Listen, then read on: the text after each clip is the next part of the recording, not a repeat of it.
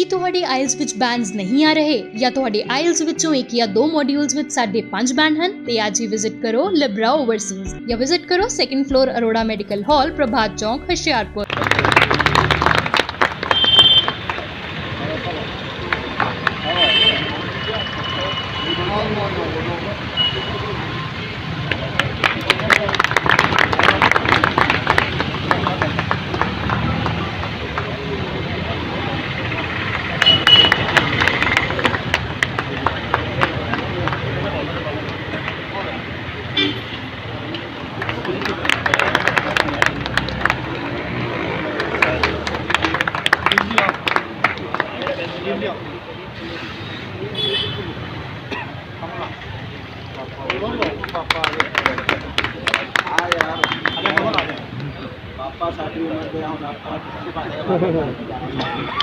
Uncle please आओ, बहुत इधर आओ, मेरा हो गया। अरे 75 साल की आयु एक बारी सर्जरी हुई थी हार्ट की।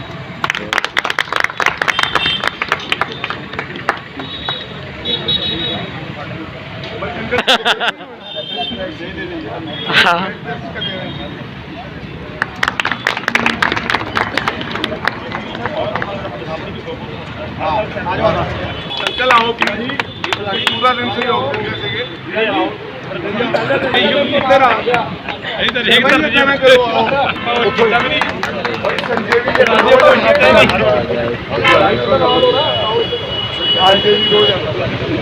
पूरी साहब आओ प्लीज, ऐसा ना करो कितने गया भाई ठाकुर जी आओ प्लीज। भैया कॉल अराउंड ढोल भी चली जी किस लिए बुलाया चली किस लिए बुलाया तेरे आओ भैया आओ प्लीज इधर आओ।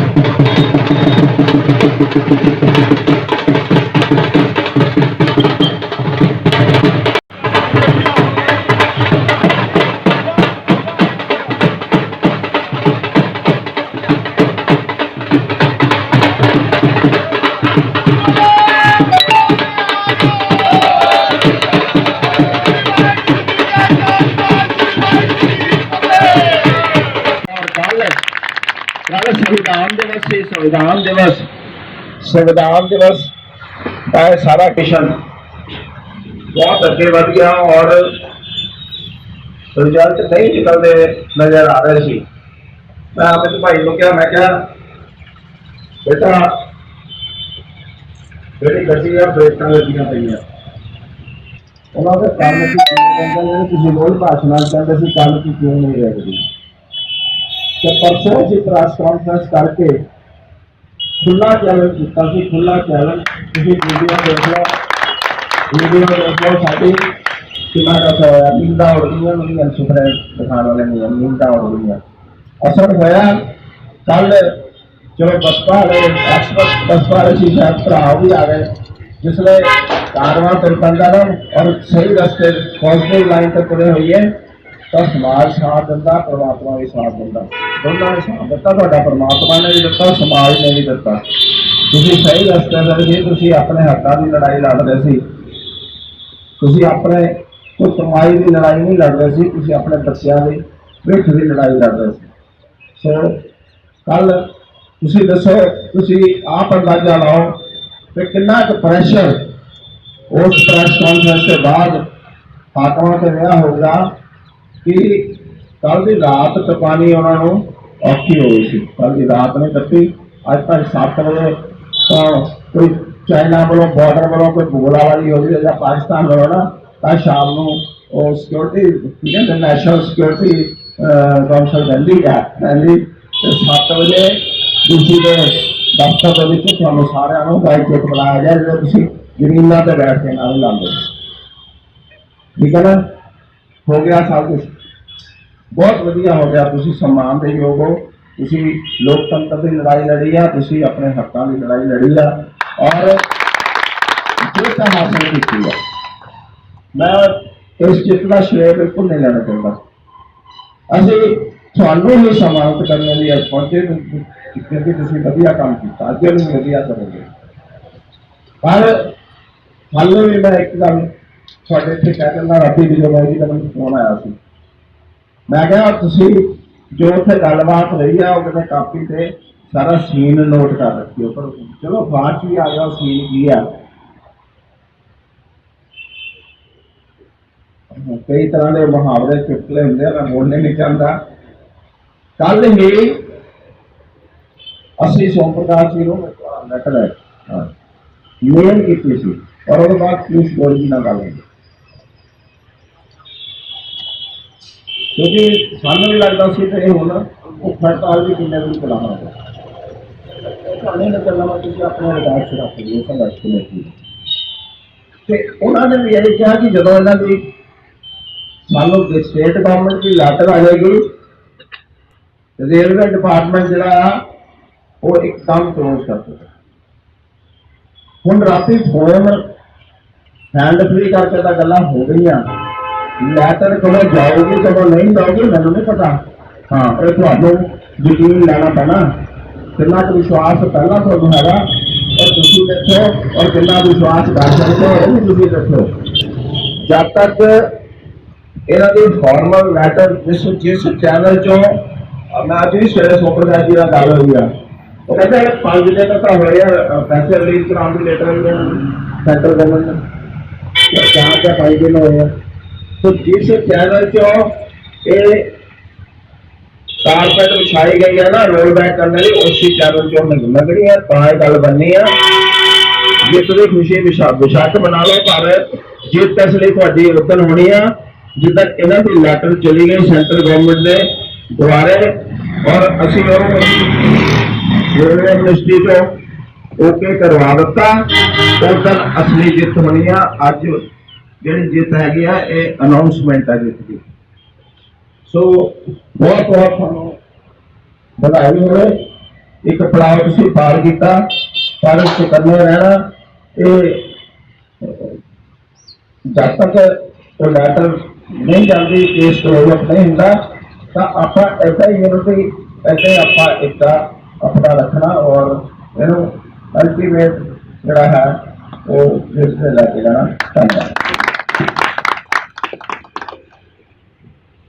सर भाजी जोड़े भी कोर ग्रुप के साढ़े मैंबर है, अमरजीत भाजी, ईला गुप्ता जी, विजय भाऊ जी, सबनों रिक्वेस्ट करूंगा कि वो सूर साहब को माला पिला के उन्होंने स्वागत करें। मेरा कोई रोल लेना कुछ नहीं किया, इन्होंने सबनों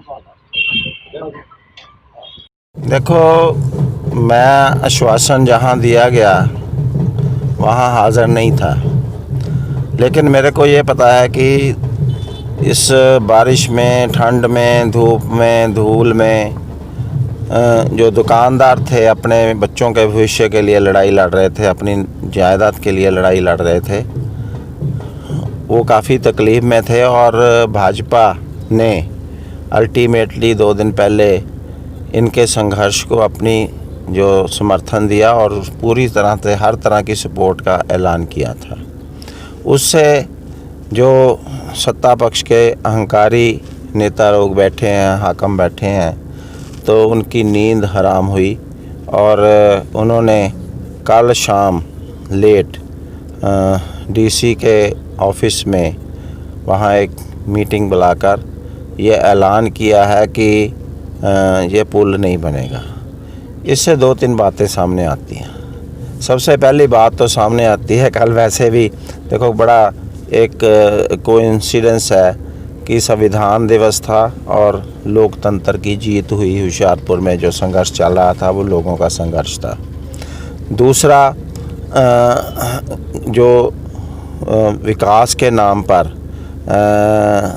अपनी जेबें भरने का काम था, जो मंसूबे थे वो धराशायी हो गए और उनको घुटने टेकने पड़े जनता की आवाज़ के आगे। और तीसरा ये है कि जो अभी भी मेरी ये रिक्वेस्ट है कि वो जो ज़रूरी पत्र है या डीसी से या मंत्री जी आप वो लिखवा के भेजें रेलवे डिपार्टमेंट को, क्योंकि कल सिर्फ जवानी आश्वासन था, उसका लिखती प्रारूप वो पब्लिक में आना चाहिए कि हमने ये छोड़ दिया है प्रोजेक्ट और रेलवे इसको पर आगे ना बढ़ाए। तो जब तक ये नहीं आता हमें अभी भी यकीन नहीं है, लेकिन आज तक जो हुआ है उसमें जनता की जीत हुई है और अहंकारी सत्ताधारियों की हार हुई है। हम कल आज और पहले भी आते रहे हैं धरने में। जो ये पुल के निर्माण संबंधी मुहिम छेड़ी थी वर्जेंद्र जी ने, ओजला जी ने, लक्की जी ने, आंगरा जी ने, आज सभी इलाका निवासियों के सहयोग से ये इनकी मेहनत रंग लाई है और सभी इलाका निवासियों की मेहनत रंग लाई है। आज कल मंत्री जी ने, हमारे स्थानीय मंत्री जी सुंदर श्याम अरोड़ा जी ने बयान दिया है कि उन्होंने मुख्यमंत्री जी से बात की है, प्रशासन को बोला है कि काम नहीं करवाना है। तो देखते हैं अगर तो इस पे इम्प्लीमेंट होगा तो उनका धन्यवाद है। अगर फिर कोई किंतु परंतु होती है थोड़े समय के बाद तो हम सभी फिर तैयार हैं इसके लिए। ये किसी भी हालत में हमने बनने नहीं देना है। ये भी हो सकता है एक इलेक्शन सर पे है, ये पॉलिटिकल स्टंट भी हो सकता है और उसको भी हम सभी को मद्देनज़र रखना है। ये लोगों की प्रॉब्लम है, जेन्युइन प्रॉब्लम है। मैं पहले भी बोलता रहा हूँ, चाहे कोई किसी पार्टी से भी संबंधित हो, इसे पार्टीबाजी से ऊपर उठकर लोगों को हित को देखते हुए सभी पॉलिटिकल पार्टी के नेताओं को एक मंच पे आके इसके समाधान के लिए लोगों के साथ बैठना चाहिए, लोगों के साथ इसका हल निकालना चाहिए। मुझे खुशी है कि कल की अपील जो थी हमारी भगवान सिंह चौहान जी ने, हमने जो इसी मंच से अपील की थी और अरोड़ा जी ने उस पे शाम को एक्शन लेते हुए ये पुल का निर्माण रखवाने का आश्वासन दिया। हम उनका भी धन्यवाद करते हैं। मुख्यमंत्री जी से का भी धन्यवाद करेंगे अगर इसका ये डिज़ाइन चेंज कराएंगे, और हम सोम प्रकाश जी का भी धन्यवाद करते हैं। हमारी पार्टी खन्ना जी, तीक्ष्ण जी और अकाली दल के लीडर साहबान, बीएसपी के लीडर साहबान, जिन्होंने भी इस जनता की मुहिम में सहयोग दिया, सभी का हम धन्यवाद करते हैं। और आगे से भी हम इसके ऊपर बराबर पहरा देते रहेंगे कि लोगों की ये असुविधा का सामना ना करना पड़े। मैं कल नहीं आज भी अपनी बात पे अटल हूँ कि अगर भविष्य में भी ऐसा कोई कदम कोई सरकार भी उठाती है, चाहे राज्य में कांग्रेस सरकार हो या हमारी सरकार हो, तो हम भी दुकानदारों के साथ हैं, अपनी बात पे अटल हैं कि हम पुल नहीं बनने देंगे। अगर बनेगा तो हमारी लाश के ऊपर से ही बनेगा। मैं पहले तो फगवाड़ा रोड दुकानदारों की तरफ से सारे समूह प्रेस वालों को, सारे शहर निवासियों को धन्यवाद देना चाहता हूं, जिनके कारण हमें इतना बड़ा सहयोग मिला। और इस सहयोग के कारण ही श्री तीक्ष्ण सूद जी द्वारा की गई हुई प्रेस कॉन्फ्रेंस, जो कि भाजपा ने हमारे मंच को अपना खुला समर्थन दिया, उसके प्रेशर के कारण ही मंत्री जी अपने इस प्रोजेक्ट को वापस लेने के लिए विवश हुए। मैं एक बार फिर से फगवाड़ा रोड संघर्ष कमेटी की तरफ से सभी का पुरजोर धन्यवाद करता हूं और ये लोगों के से प्रार्थना करता हूं, जब भी किसी को दुख तकलीफ हो, आपस में एक परिवार की तरह मिलजुल कर एक दूसरे का साथ दें, क्योंकि हम बड़े से बड़ी लड़ाई एक परिवार के रूप में जीत सकते हैं। बहुत बहुत धन्यवाद। सारे पहला वाहिगुरू जी का खालसा, वाहिगुरू जी फतेह। सब तो पहला तो मैं दुकानदार वीरां दा ते मंत्री तीक्ष्ण सूद जी का, ते अमित अंगरा जी का, ते ओजला साहब का, ते बलजिंदर भाजी का ते तहे दिलों धन्नवाद करदा हां। ते बाकी इकड़ी जिੱਤ होई आ, ये सारे दुकानदार दे वीरां दे सहयोग नाल जिੱਤ होई आ। वो ये पहले दिन जोड़ा संघर्ष कर रहे हैं, ये दुकानदारां लई ते महल्ले वासियों लई कर रहे सीगे, ते दुकानदार वीरां ने जो सच्चाई सी उस सच्चाई की जिੱਤ होई आ। इन्हें कहता वाहिगुरू जी खालसा, वाहिगुरू जी फतेह। सेल की बढ़ोतरी तो कल ही हो गई थी, जब मंत्री जी ने अनाउंस कर दिया था ये पुल रुक जाएगा। हमने 1 महीने से जो प्रोजेक्ट शुरू किया था एजुकेशन का, वो आज समाप्त हो गया है। उसके लिए हमारा सभी पार्टियों का धन्यवाद जिन्होंने हमें सपोर्ट किया, पूरी दुकानदार यूनियन, जितने भी फगवाड़ा रोड के दुकानदार हैं, उनका सबका धन्यवाद। सब पार्टीज जितने भी आई यहाँ पे, डॉक्टर रमन घई जी, भगवान सिंह चौहान जी, जितने भी लीडर हमारे पास यहाँ आए, उन सब का धन्यवाद देता हूँ कि जिन्होंने हमारी इस एजुकेशन को सपोर्ट किया तो और मंत्री जो को मजबूर कर दिया कि ये पुल नहीं बनना चाहिए। Thank you. ਵਾਹਿਗੁਰੂ ਜੀ ਕਾ ਖਾਲਸਾ, ਵਾਹਿਗੁਰੂ ਜੀ ਕੀ ਫਤਿਹ। ਇਹ ਸੰਘਰਸ਼ੀ ਰੰਗ ਲਾਇਆ ਜੀ। ਮੰਨ ਲਓ ਆਪਾਂ ਨੂੰ ਸਾਰਿਆਂ ਨੂੰ ਪਤਾ ਹੀ ਆ ਵੀ ਉੱਦਾਂ ਕੋਈ ਸੁਣਵਾਈ ਨਹੀਂ ਹੁੰਦੀ ਜੀ, ਤੇ ਅਸੀਂ ਵੀ ਸੁੱਤੇ ਪਏ ਸੀ ਬਈ ਕਿਤੇ ਕਿਤੇ ਆ ਜਾਣਾ ਵੀ ਚਲ ਕੋਈ ਗੱਲ ਨਹੀਂ ਹੋ ਜਾਊਗਾ ਕੰਮ ਨਾ ਜੀ। ਇਹ ਸਾਨੂੰ ਮੰਨ ਲਓ ਬਹੁਤ ਵੱਡਾ ਹੌਸਲਾ ਮਿਲਿਆ ਜੀ। ਅਮਿਤ ਅੰਗਰਾ ਜੀ ਨੇ ਜਿਹੜੀ ਹਿੰਮਤ ਕੀਤੀ ਆ, ਸਾਰੇ ਦੁਕਾਨਦਾਰਾਂ ਨੂੰ ਜਗਾਇਆ ਜੀ, ਤੇ ਅਸੀਂ ਵੀ ਸਾਰੇ ਨਾਲ ਇਕੱਠੇ ਹੋ ਕੇ ਜਿਹੜੇ ਦੁਕਾਨਦਾਰ ਆਣ ਕੇ ਫਿਰ ਜਿਹੜੇ ਕੰਮ ਸ਼ੁਰੂ ਹੋਣ ਲੱਗਾ ਨਾ, ਵਰਕ ਆਰਡਰ ਹੋ ਗਿਆ, ਦੁਕਾਨਦਾਰ ਰੋਣ ਹੀ ਲੱਗ ਪਏ, ਫਿਰ ਸਾਰੇ ਇਕੱਠੇ ਹੋਏ ਆ, ਤੇ ਦੁਕਾਨਦਾਰਾਂ ਵੀ ਬਹੁਤ ਸਹਿਯੋਗ ਦਿੱਤਾ ਜੀ।